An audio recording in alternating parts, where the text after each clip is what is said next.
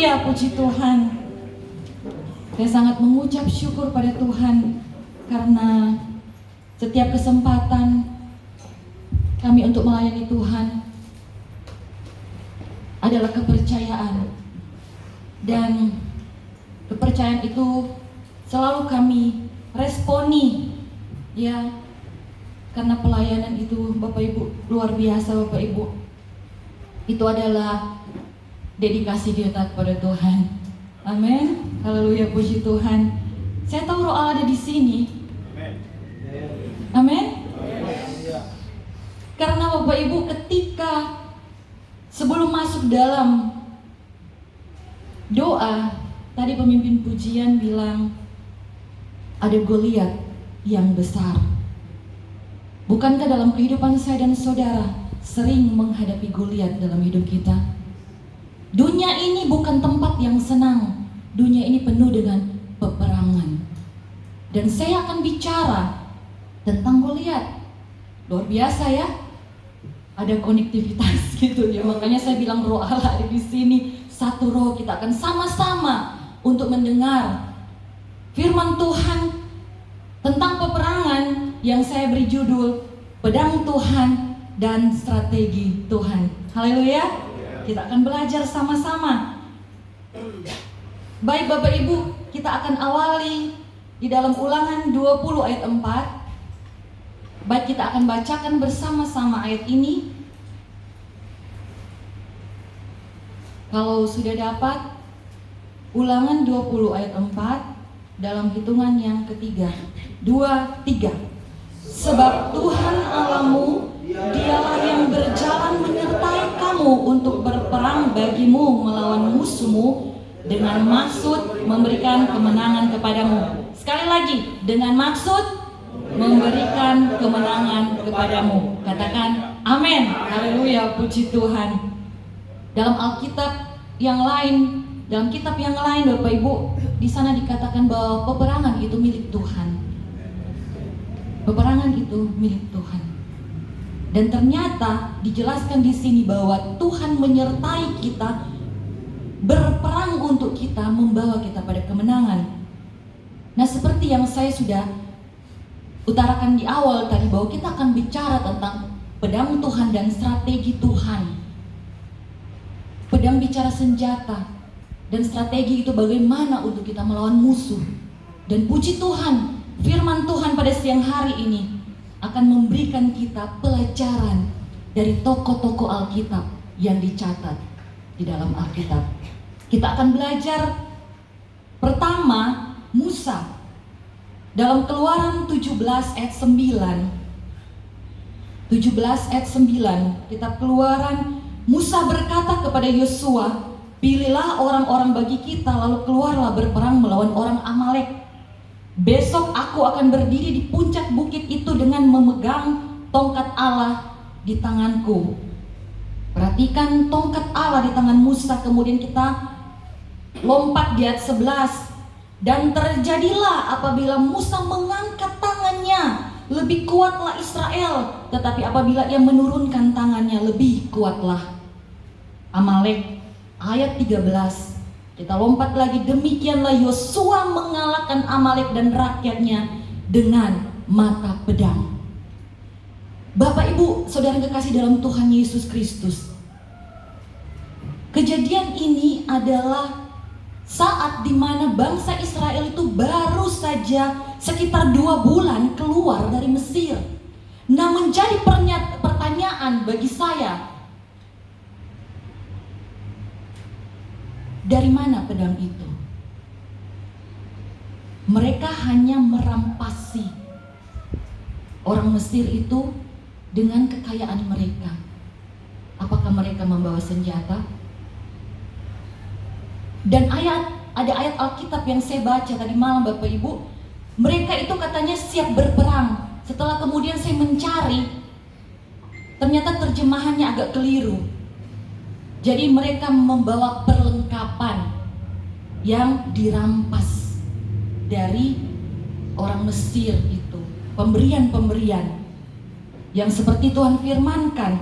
Nah, bangsa Israel yang keluar dari Mesir itu baru sekitar 2 bulan tidak membawa pedang. Dan sementara mereka adalah bangsa yang punya mental budak, tidak punya strategi perang, bukan orang-orang yang sebagai prajurit. Tetapi mari kita kemudian melihat Bapak Ibu, Israel itu yang diperbudak selama 400 tahun di Mesir mendapat kemenangan. Apa rahasianya? Kemenangan Israel bukan tergantung pada kekuatan Yosua dan bangsa Israel itu sendiri, yang ternyata bukan seorang prajurit, tetapi tergantung pada, tadi kita sudah baca, tangan Musa. Tergantung pada tangan Musa. Bapak Ibu Saudara kekasih dalam Tuhan Yesus Kristus, mari kita kemudian memahami bahwa kemenangan Israel yang tergantung pada tangan Musa itu dalam pengertian yang lain tidak tergantung kepada pedang, tetapi kepada tangan Musa. Ada penjelasannya, yang terangkat dengan tongkatnya di tangan. Musa membawa tongkat, dan Tuhan menyebut tongkat Musa itu adalah tongkat Allah. Haleluya, puji Tuhan. Bapak Ibu Saudara kasih dalam Tuhan Yesus Kristus, tongkat Musa itu bicara tentang apa? Bicara tentang penyerahan kita. Kita sudah lakukan lagu tadi. Kita mau berserah kepada Tuhan. Tangan kita mau angkat kepada Tuhan. Firman Tuhan pada kesempatan ini mengajak saya dan saudara untuk berserah kepada Tuhan, untuk menyerahkan kehidupan kita, menyerahkan teristimewa peperangan yang kita hadapi dalam hidup kita sehari-hari kepada tangan Tuhan yang kuat. Amin. Haleluya. Dan Bapak Ibu, kalau kita kemudian melihat Bapak Ibu, demikianlah Yosua mengalahkan Amalek ayat 13 tadi dan rakyatnya dengan mata pedang. Sementara mereka tidak membawa pedang. Pedang siapa yang mereka pergunakan? Pedang dari Amalek sendiri. Mari kita percaya bahwa Tuhan menyediakan senjata bagi kita. Amin. Bahkan senjata dari lawan-lawan kita. Puji Tuhan Bapak Ibu Saudara kekasih dalam Tuhan Yesus Kristus. Angkat tangan dan berserah kepada Tuhan, maka Tuhan akan turun tangan. Haleluya, puji Tuhan. Bapak Ibu Saudara kekasih dalam Tuhan Yesus Kristus. Dan ini pula, peperangan ini pula menggambarkan apa? Dalam kehidupan saya dan saudara, kadangkala saat kita mau memulai sesuatu, mau memulai pekerjaan, mau memulai usaha, bahkan mau memulai pelayanan. Dikatakan di sini baru sekitar 2 bulan Bapak Ibu, mereka keluar dan kemudian berperang dengan Amalek. Itu bicara bahwa kita akan menghadapi peperangan itu pun pada awal dari apa yang akan kita kerjakan. Siapapun di sini yang akan memulai sesuatu usaha, memulai pekerjaan, atau mulai engkau mau melayani Tuhan, ingat ada peperangan di hadapanmu. Dan engkau harus tahu mengangkat tangan berserah kepada Tuhan. Minta pertolongan dari Tuhan. Tongkat Musa itu bicara tentang tongkat Allah. Dan tahukah kita bahwa tongkat Allah itu akan menjadi pedang Tuhan. Tuhan mengambil pedang dari musuh kita menjadi pedangnya, artinya pembelaan Tuhan bagi saya dan saudara. Haleluya, puji Tuhan. Pedang Amalek yang menjadi pedang Tuhan itu akan membawa kita pada kemenangan. Yang kedua, sudah disinggung tadi Bapak Ibu, Daud. Di dalam 1 Samuel 17 ayat 39, mari kita lihat bersama-sama, kita perhatikan. Lalu Daud mengikatkan pedangnya di luar baju perangnya. Kemudian ia berikhtiar berjalan, sebab belum pernah dicobanya. Maka berkatalah Daud kepada Saul, aku tidak dapat berjalan dengan memakai ini, sebab belum pernah aku mencobanya. Kemudian ia menanggalkannya. yang dipakaikan kepada Daud oleh Saul, supaya dia berperang melawan Goliat yang raksasa itu. Di sana dijelaskan, kemudian ia menanggalkannya. Ayat 40, lalu Daud mengambil tongkatnya di tangannya, dan seterusnya. Mari Bapak Ibu Saudara kita mengerti bahwa ketika Daud menanggalkan setiap atribut-atribut duniawi itu, setiap perlengkapan perang itu, ini bicara apa? Tanggalkan perlengkapan manusiawimu, tanggalkan pedang manusiamu, jangan mengandalkan manusia. Karena Tuhan berkata dalam firman Tuhan yang lain, terkutuklah orang yang mengandalkan manusia. Amin. Mengandalkan kemampuannya sendiri.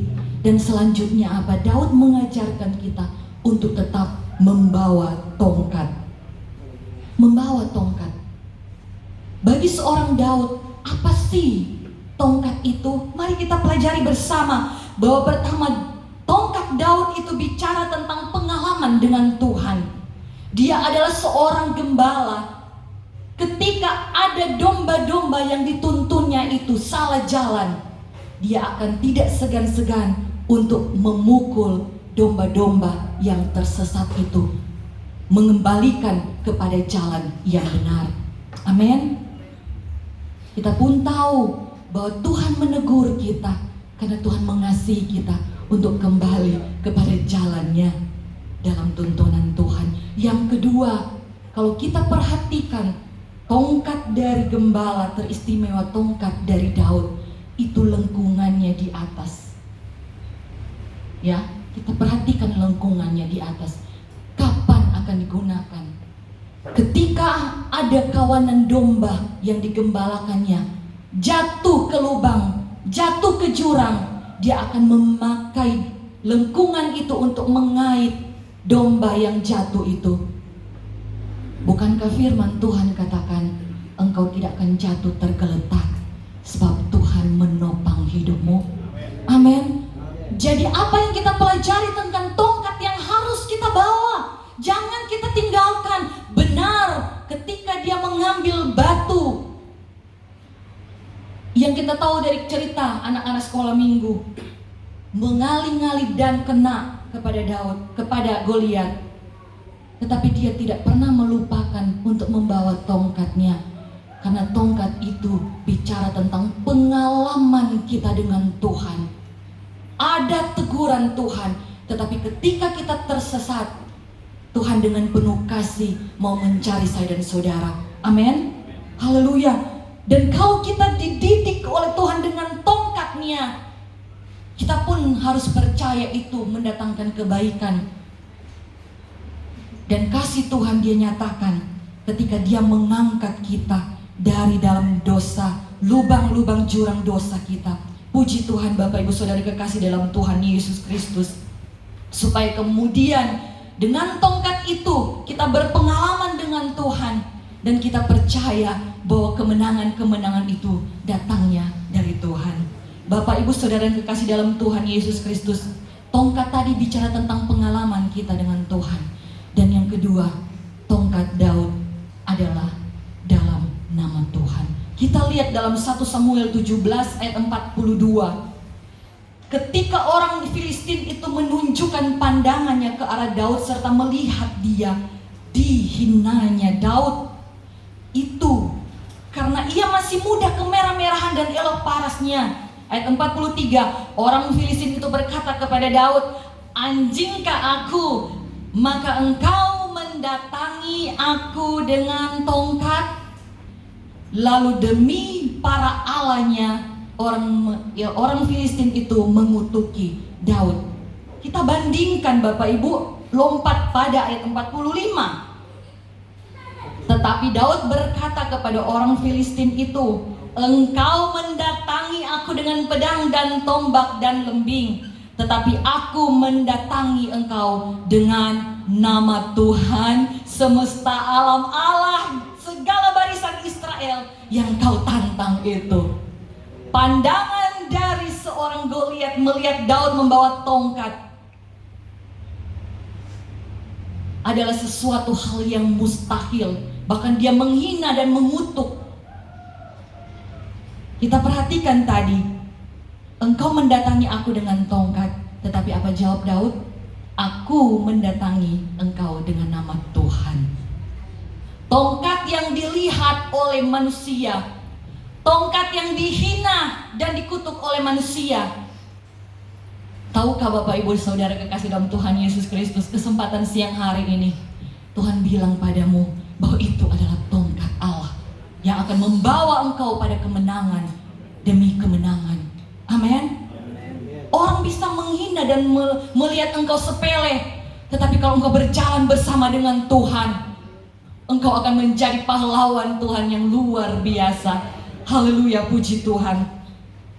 Nah, kita kemudian akan melihat akibatnya bagi seorang yang meremehkan dan merendahkan nama Tuhan itu. 1 Samuel 17 ayat 50. Demikianlah Daud mengalahkan orang Filistin itu dengan umban dan batu. Ia mengalahkan orang Filistin itu dan membunuhnya tanpa pedang di tangan. Tanpa pedang di tangan. Artinya apa tadi?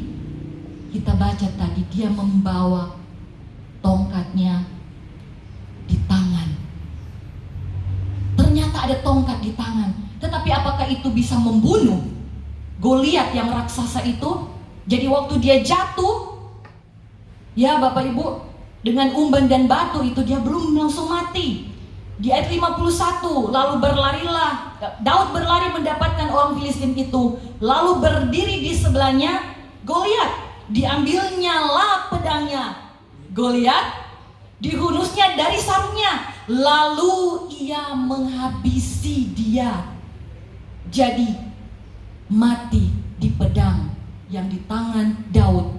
Pakai pedang apa? Pedangnya musuh. Haleluya. Kita belajar strategi Tuhan. Kadangkala tidak pernah terselami oleh pikiran saya dan saudara. Ketika kita belajar tentang Musa, ketika kita belajar tentang Daud, kita akan mengerti bahwa Tuhan yang menyediakan senjata bagi saya dan saudara untuk berperang melawan musuh. Amin. Haleluya, puji Tuhan.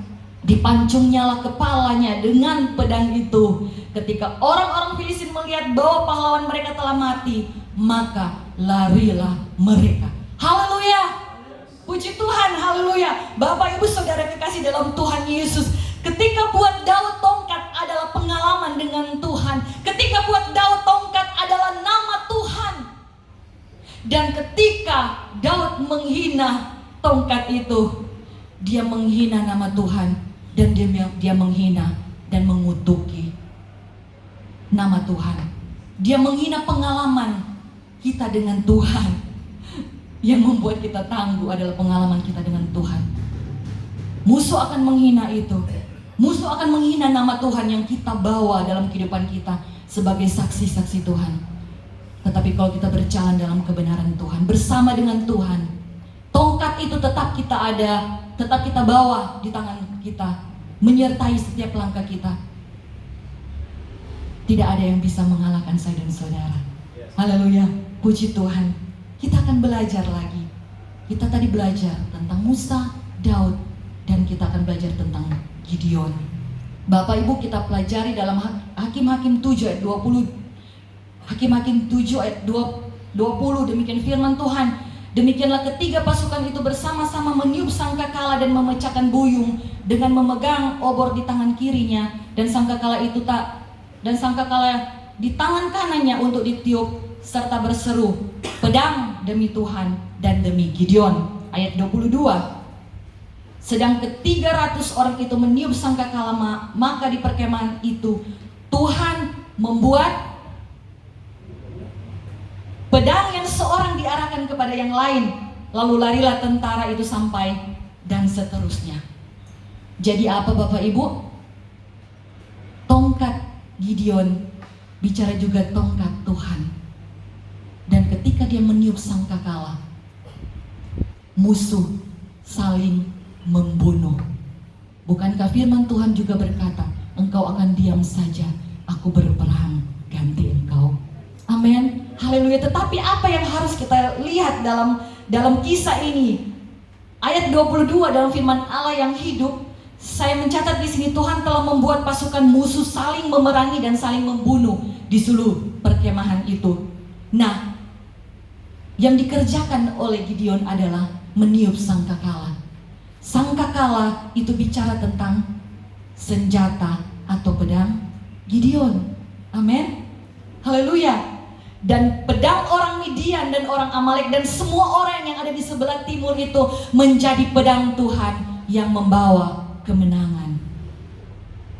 Tuhan pakai itu menjadi senjatanya, menjadi senjata pribadi saya dan saudara, menjadi senjata pribadi rumah tangga kita, menjadi senjata pribadi keluarga kita untuk menghadapi musuh dari senjata musuh itu.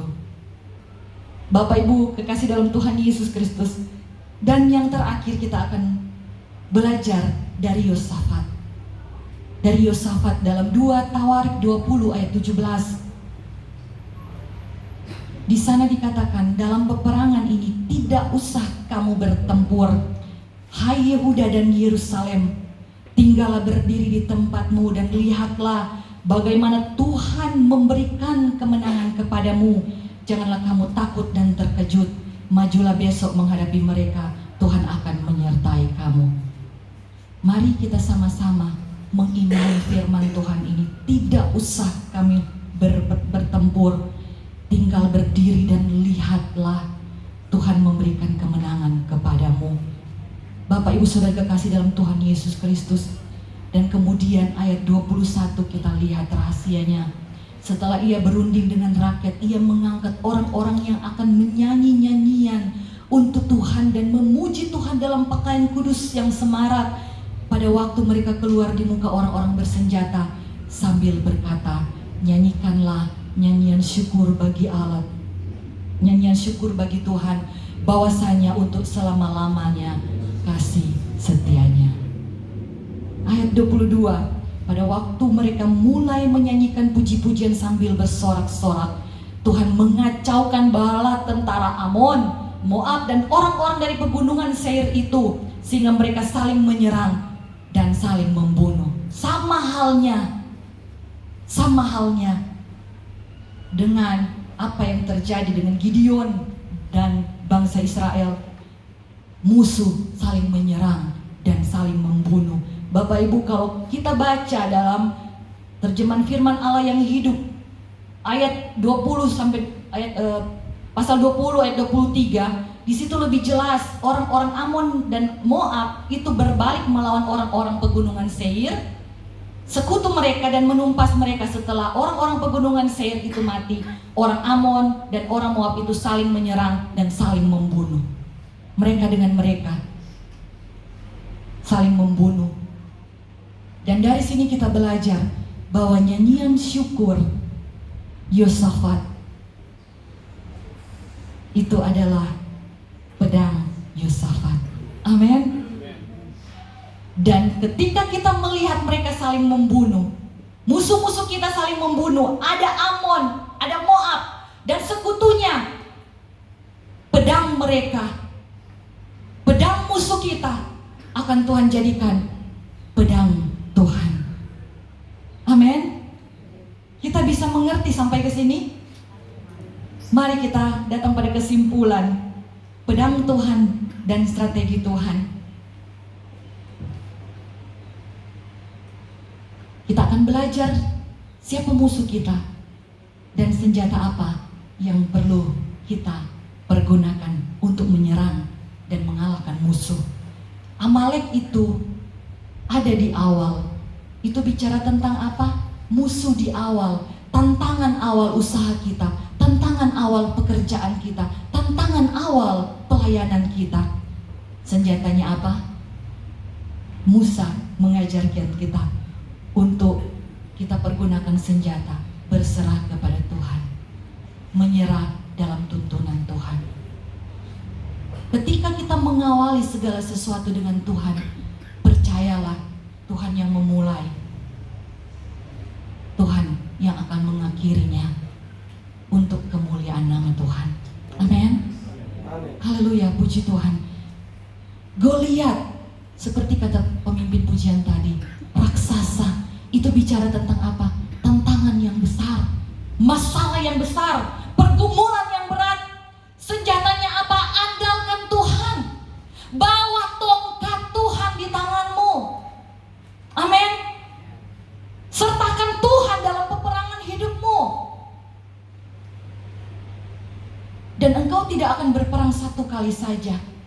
Mari, setiap peperangan itu adalah pengalaman dengan Tuhan yang engkau alami dalam hidupmu, pribadi dengan pribadi dengan Tuhan. Amin. Kemudian mungkin kita akan bilang, aduh terlalu berat ini. Tetapi ketika kita terlatih dari pengalaman-pengalaman hidup kita berperang bersama dengan Tuhan, saya yakin dan percaya kekuatan kita terbentuk. Amin. Iman kita semakin kuat lewat pengalaman hidup kita. Bapak Ibu Saudara kekasih di dalam Tuhan Yesus Kristus.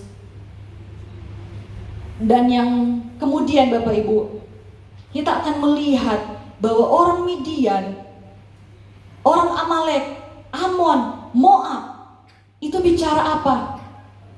Bicara banyak musuh-musuh bahkan sekutunya yang menyerang kehidupan orang Israel. Itu juga akan bicara pada kita bahwa banyak yang akan menyerang kita. Sehingga kadang-kala kita mengerti bilang, Tuhan, pencobaan ini belum selesai, ada lagi pencobaan baru, ujian ini belum kelar, ada lagi ujian baru. Berganti-ganti mendatangi saya dan saudara. Tidak pernah berhenti. Sakit ini belum aja sembuh, sudah ada sakit lain lagi. Atau sakit yang dari dulu belum selesai-selesai Tuhan. Mari kita belajar Bapak Ibu. Ketika kita menghadapi musuh yang banyak, musuh yang tidak pernah berhenti, pergumulan yang tidak pernah berhenti, kita pakai senjata apa? Kita sudah belajar tadi, musik dan nyanyian serta pujian syukur.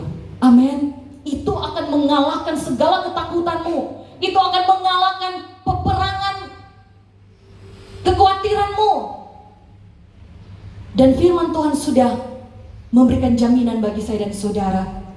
Ketika engkau bersyukur, ketika engkau selalu memuji Tuhan dalam setiap pergumulan hidupmu, seperti Yosafat yang menghadapi musuh-musuh yang banyak dalam persekutuan, sekutu-sekutu,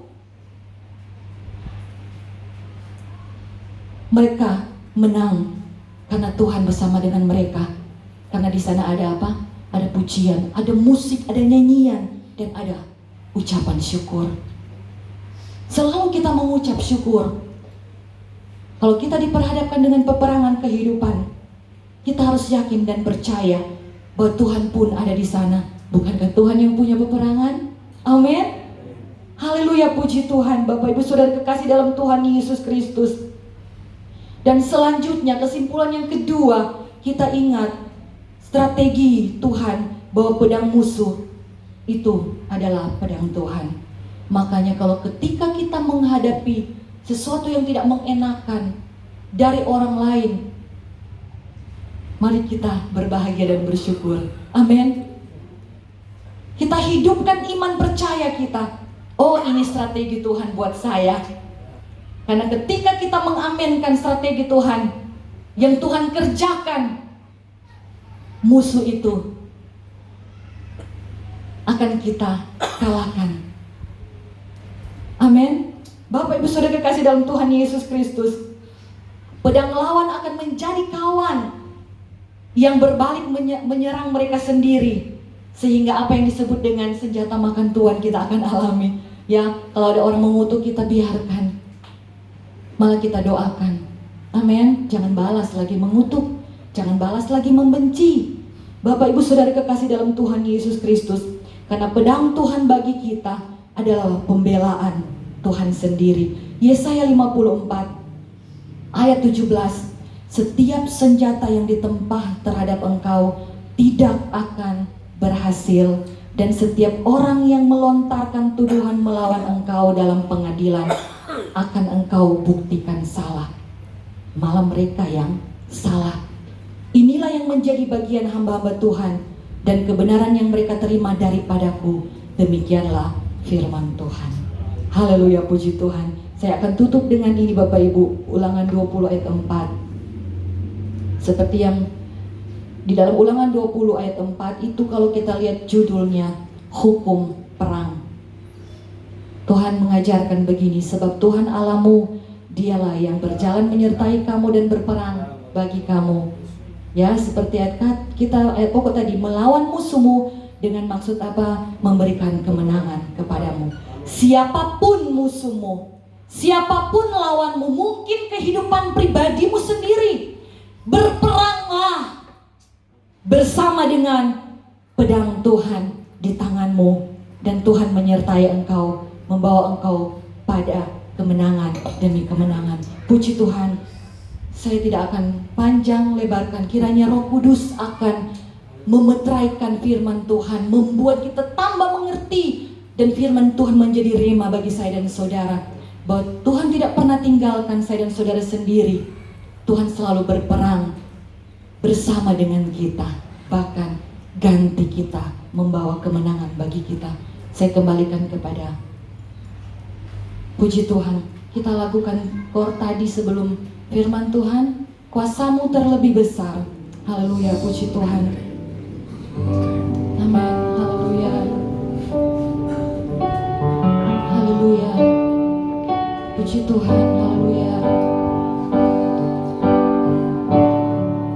Kuasamu terlebih besar, Tuhanku terlebih besar. Tak pernah terlambat janji-Mu ya Tuhan, menolong hidupku. Amin, haleluya, puji Tuhan.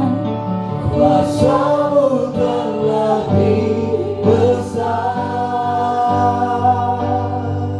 Tuhanku terlebih besar. Tak pernah terlambat janji-Mu ya Tuhan, pulihkan hidupku. Dari Musa kita melihat bahwa kita tidak punya apa-apa, dan ketika kita seolah-olah tidak ada sesuatu yang bisa kita andalkan, tidak ada pedang yang ada di tangan kita. Kita bukan siapa-siapa. Kita orang biasa, tidak ada perlengkapan perang. Tetapi firman Tuhan lewat Musa boleh mengajarkan saya dan saudara siang hari ini. Engkau punya sesuatu dari Tuhan. Tuhan akan sediakan bagimu. Dan dari Daud kita belajar, sesuatu yang kita miliki itu kecil, hina, bahkan terkutuk, yang dianggap sepele bagi manusia. Kalau itu Tuhan percayakan bagimu, kalau itu tongkat Allah, biar engkau mengamenkan, Tuhan, aku percaya dengan apa yang ada padaku, dengan apa yang dianggap hina, dianggap rendah, tetapi aku percaya itu dari Tuhan, dan Tuhan akan kerjakan kemenangan bagiku, karena Engkau menyertai kami Tuhan, menyertai aku Tuhan. Aku mau meniup sangkakala, aku mau memuji Tuhan, aku mau bersyukur bahwasanya untuk selama-lamanya kasih setiamu dalam hidupku. Haleluya, puji Tuhan. Apapun yang menjadi peperanganmu saat ini, bawa pada Tuhan, berserah pada Tuhan. Katakan, Tuhan, aku tidak mampu, Tuhan, aku tidak punya apa-apa Tuhan. Kemampuanku terbatas Tuhan. Tetapi aku mau berserah kepadamu, memuji Engkau, karena daripadamu datang pertolonganku. Aku mau bersyukur kepadamu, karena kalau aku ada sampai saat ini Tuhan, itu karena Engkau yang menyertai peperangan demi peperangan yang aku hadapi masa lalu. Haleluya, puji Tuhan, haleluya. Kita lakukan kembali kor ini, puji Tuhan. Kuasa Tuhan terlebih besar dari pergumulanmu. Kuasa Tuhan lebih besar dari pergumulanmu. Kuasa Tuhan lebih besar dari masalah hidupmu.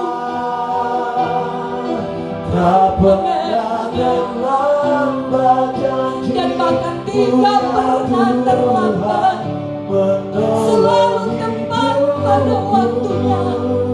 Amin. Kuasa-Mu terlebih besar.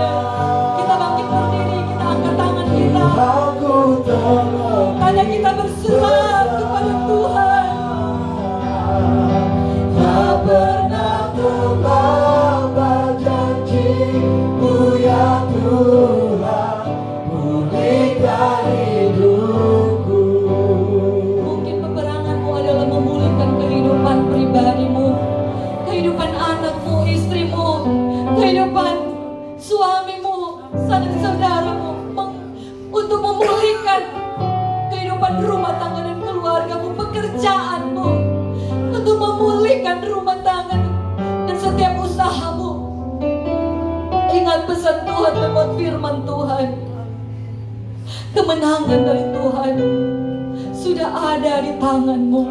Pedang Tuhan, strategi Tuhan melengkapi engkau. Puji Tuhan, haleluya. Haleluya, puji Tuhan. Mari kita berdoa. Bapa, kami bersyukur kepadamu. Firman Tuhan boleh mengingatkan kami bahwa kami punya Allah yang besar, Allah yang dahsyat dan luar biasa. Peperangan kami ada di tanganmu, dan kami percayakan itu kepadamu Tuhan. Bahkan seluruh kehidupan kami mau percaya kepadamu Tuhan, menyerahkan di tangan Tuhan. Dan kami percaya ada pedang Tuhan yang menyertai kami, pedang kemenangan bagi setiap pergumulan kami, setiap peperangan kehidupan kami Tuhan. Terima kasih Tuhan Yesus, terima kasih Tuhan. Roh Kudus, hidupkan selalu firman-Mu menjadi kekuatan iman percaya kami, sehingga kami tidak akan pernah takut, tidak akan pernah gentar. Iman kami tumbuh, iman kami kuat. Terima kasih Tuhan. Inilah yang menjadi doa kami. Kami syukuri firman-Mu. Di dalam nama Yesus kami berdoa. Haleluya. Amin. Puji Tuhan.